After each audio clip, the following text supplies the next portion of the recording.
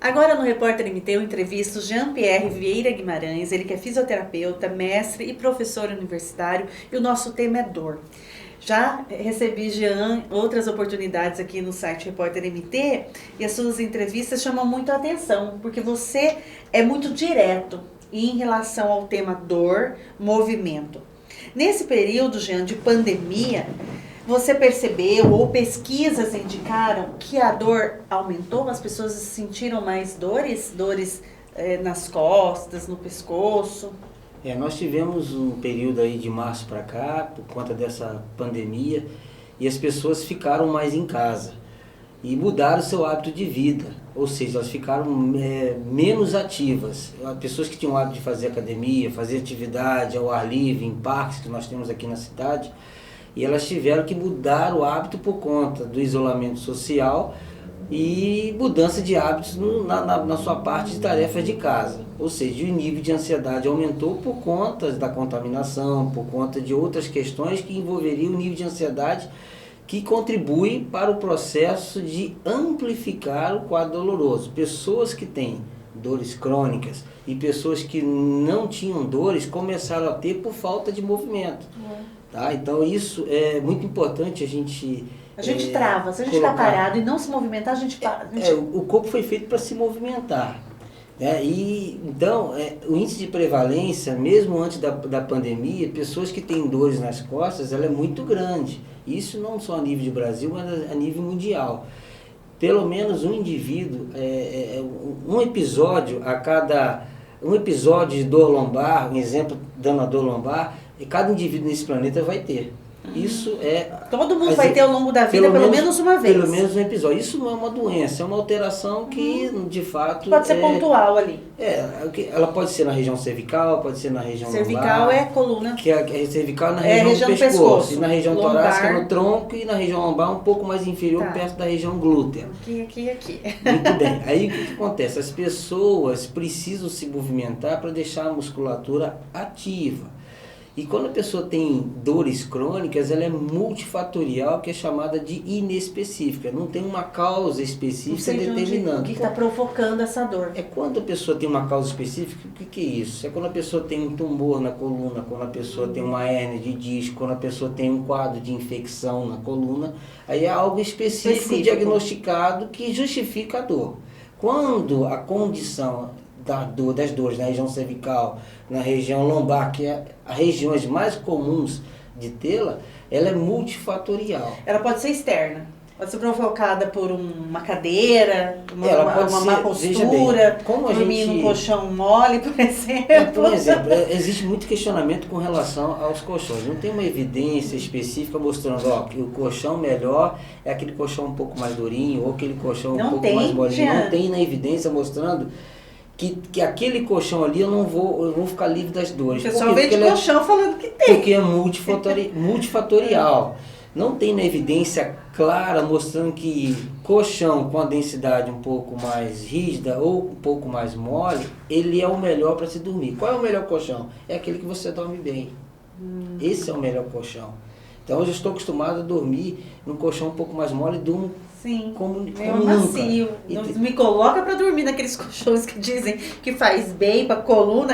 Mestre aqui falando que eu não me adapto. Então, não tem uma evidência específica.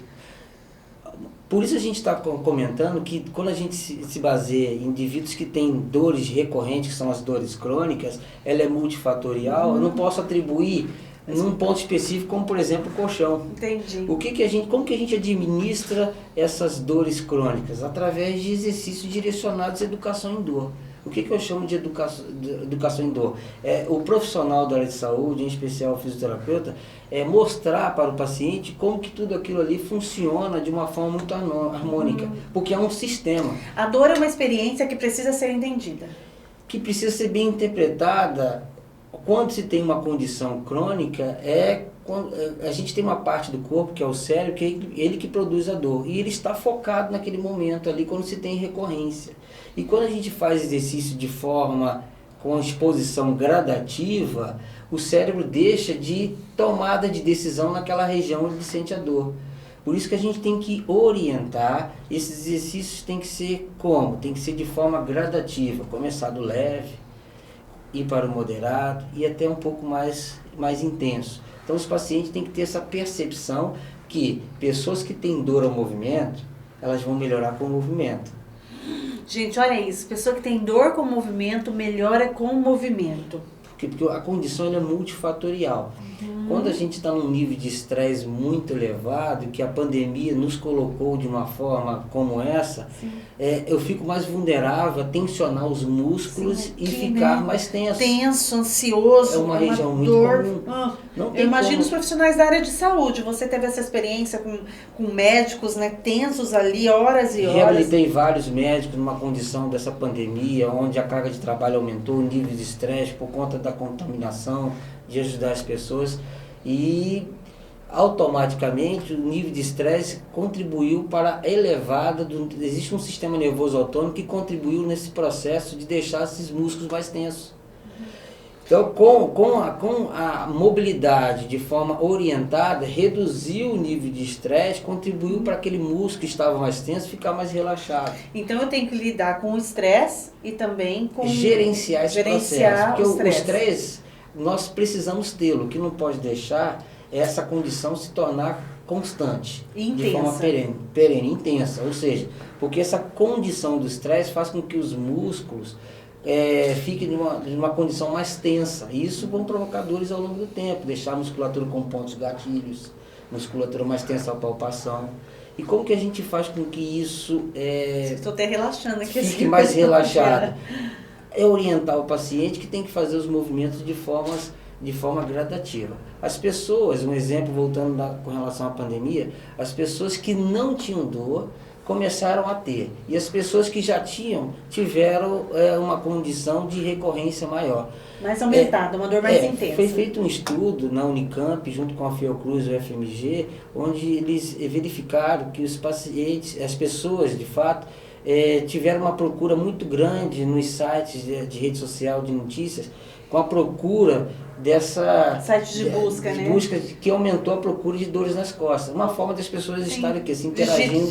Digitando lá, dor nas costas, provavelmente está sentindo aquela aumentou situação. uma média de 33% naquele período de março a abril. Agora, acredito que está um pouco menos, porque já houve uma certa flexibilização. E teve um aumento também de medicação para dor? Houve uma procura de analgésicos de venda livre, onde as pessoas se automedicam, que não é o correto, mas houve uma procura sim de 20% de vendas de analgésicos de forma livre. Aquele famoso Dorflex, um exemplo, e outros medicamentos. Uma relaxada. Né? Jean, as pessoas lidam de maneiras diferentes com a dor e tem perfis que valorizam mais a dor e com isso ela fica mais intensa quando você coloca a dor no foco. E tem gente, eu me lembro de uma entrevista que eu fiz com o Jean e tinha uns comentários assim, porque você não sabe o que eu estou sentindo. Eu entendo assim, que as pessoas que, se a gente basear-se nas evidências, isso está provado por A mais B, que pessoas motivadas, elas tendem a ter uma recuperação mais rápida. As pessoas menos desmotivadas, menos motivadas, elas tendem a ter um período de reabilitação um pouco mais longo. Então, é necessário que a pessoa que nos procura para fazer reabilitação tenha uma percepção de que não é nada grave, que precisa fazer movimento, que tem que ser a exposição do exercício de forma gradativa, para que, de fato, melhore a qualidade de vida. Pegando novamente o gancho da dor crônica. Pessoas que têm dores crônicas, elas começam a ter a perda de qualidade de vida, começam a ficar incapacitantes. Então, vai restringindo o quê? E movimento. E como já bem falei, muda a postura, né? Muda a posição. Quando a gente está com muita dor, o que a gente quer fazer? Ficar quietinho. Só que a gente tem que resgatar esse paciente para melhorar a qualidade de vida dele. Para ele voltar a fazer a sua atividade física, voltar a socializar com as pessoas. É isso que a gente tem que proporcionar, melhorar a qualidade de vida. Uma delas, um tópico importante, é a gente orientar bem aos pacientes que necessitam de fazer movimento. Claro que de forma orientada e com disposição gradativa. Quando nós chamamos de exposição gradativa, que hoje o nível de evidência é a melhor forma de se orientar o paciente que tem que ser de forma gradativa, exercício de forma orientada. Passo gradativa. por passo, né? Não Passo adianta, por passo. só que você está assistindo a nossa entrevista, ficou a pandemia inteira parado, sentindo dor, já levanta e já vai fazendo tudo intensamente. Não, não é assim. Exatamente. Então, Porque corre o risco de se machucar também, né? porque aquela musculatura não está preparada para determinado movimento quando você fica muito tempo parado. E isso pode ocorrer o quê? Um espasmo muscular, que é aquela forma de travamento que os músculos podem ter. E a gente acha que é grave, de fato não é, desde que se investigue. Sim, mas dói, né? Mas dói, limita a função daquele movimento. Porque o nosso corpo foi feito para se movimentar. Jean, nessa pegada, nosso corpo foi feito para se movimentar, atividades, né, do dia a dia, doméstico, de arrumar casa, da mãe ou do pai, né, você também é pai, é diferente do movimento que você está se referindo? O que a gente orienta, quando a gente está em movimento, é importante. Fazer as atividades domésticas é importante, mas é diferente. Eu já limpo casa, lavo roupa, faço comida, corro pra lá, corro pra cá, cuido do meu gato, não tá bom? Mas veja bem, mas isso é uma atividade que você está orientada como se você tivesse que cumprir aquela forma de determinar aquela tarefa. Quando eu vou para academia, eu estou entendendo que eu tenho que fazer uma atividade física, vou melhorar minha qualidade de saúde, vou melhorar minha performance, vou melhorar a minha estética corporal, a minha condição cardiovascular. Então, isso gera prazer. E gerando prazer, eu libero uma cascata de substância química que gera bem-estar. Por isso, é diferente quando você está fazendo uma certa atividade doméstica em casa. Mas é importante fazê-la, sim, do que ficar parado. Sim, mas é importante, sim, ter essa outra atividade que movimenta o músculo, todo o sistema, né? Um condicionamento cardiovascular, um condicionamento muscular, consequentemente articular está sendo também movimentado, que é uma estrutura passiva do corpo, que a estrutura ativa do corpo são os músculos. E consigo vai quem? Vai o sistema articular e ósseo, que nós chamamos de sistema locomotor, que está tudo dentro do nosso corpo. Então a gente necessita de fazê-los para poder liberar diversas substâncias químicas que geram prazer, como por exemplo endorfina, serotonina, são hormônios que vai gerar um bem-estar. Por isso quando uma pessoa procura um médico que acha que está num nível de ansiedade, nível de estresse muito elevado, uma das primeiras orientações que o médico orienta é ele procurar uma atividade física, para poder liberar aquela substância química, para poder melhorar a condição de vida e qualidade de vida dessa pessoa. E o ideal é a prática diária? Ou 3 vezes por semana, 4 vezes por semana, ou isso vai muito de acordo com cada pessoa? O que é bom é manter o exercício regular. Não quer dizer que tem que ser todos os dias, só pelo menos aí uma média de 3 vezes por semana. Né? Uma média, né? Agora, se puder fazer mais dentro de uma condição que gere um bem-estar, ótimo. Agora, quando a gente está se tratando, falando de uma pessoa que tem dores crônicas, a gente tem que tomar um pouco de cautela. A gente tem que orientar para poder fazer com que essa evolução seja perene, que não tenha recorrência. Porque o grande problema que tem dor crônica são as recorrências. E quando se tem recorrência, entra naquele ponto que nós acabamos de falar. Recorrência? Que vai e volta, novas crises. Novas crises. Ela melhora período de crise e intercrise. Só que as recorrências, período de crise, elas vão ficando mais próximas uma da outra. E isso, o sistema nervoso central fica mais sensibilizado e fica com foco no processo tecidual. E o paciente acha que ele está inflamado há muito tempo e não está. Não está. O sistema está desregulado. Por isso que a gente tem que atribuir movimentos. Essa atribuição de movimento tem que ser de forma orientada para que o cérebro se preocupe com outras coisas. Vamos distrair o cérebro. É isso. Pode perguntar para alguém, quem tem dores crônicas, vai num período de férias, vai para a praia, não se queixa da dor. Não se queixa, é verdade. Imagina, vai fazer uma caminhada lá na beira da praia, o que eu vou lembrar de dor? Nossa, não vou. Isso é muito comum. Ando até mais, não é? Isso é muito comum. É verdade, Jean. A gente vai viajar. Aqui em Cuiabá, você não aguenta andar 2 quadras.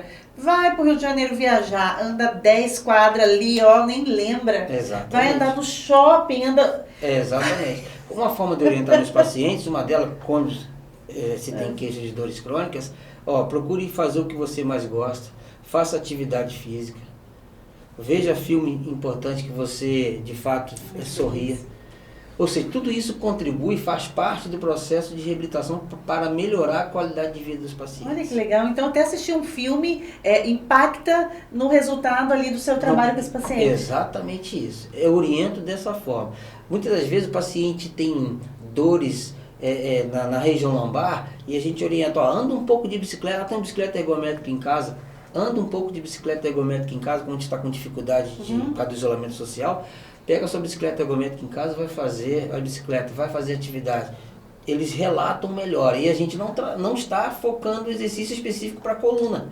Eu estou colocando essa pessoa em quê? Em movimento. Em movimento. Exatamente. Chegando ao fim da nossa entrevista, Jean, existe medo de fazer movimento? Existe, assim, medo? Tenho medo? Isso tem um nome?